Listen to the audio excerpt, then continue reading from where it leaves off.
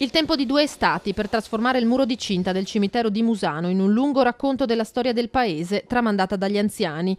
Promuove il recupero di angoli degradati, ma anche l'integrazione sociale di soggetti deboli, l'associazione di volontariato Le Terre. Invece di dipingere di grigio quel muro, il suo presidente Roberto Zanella ha proposto al comune di realizzare un mosaico con piastrelle di scarto e il risultato alla gente sembra piacere. Prima evidentemente non era un bel vedere. Sporca, sozza, malandata, trascurata. Dispiace dirle queste cose, ma è la verità. Adesso è stupenda, penso che non ce ne siano altri così. Anziani, studenti diversamente abili, in tanti hanno dato una mano sentendosi utili alla comunità e alla riscoperta del suo passato. 12 le raffigurazioni della storia di Musano. Questa ad esempio parla di un monastero, il primo edificio del paese, dove addirittura c'erano dei frati, venivano ospitati dei pellegrini, insomma parliamo di epoche delle quali è rimasto solo qualche racconto. Soddisfazione per chi guarda, ma soprattutto per chi a questo progetto ormai concluso ha lavorato.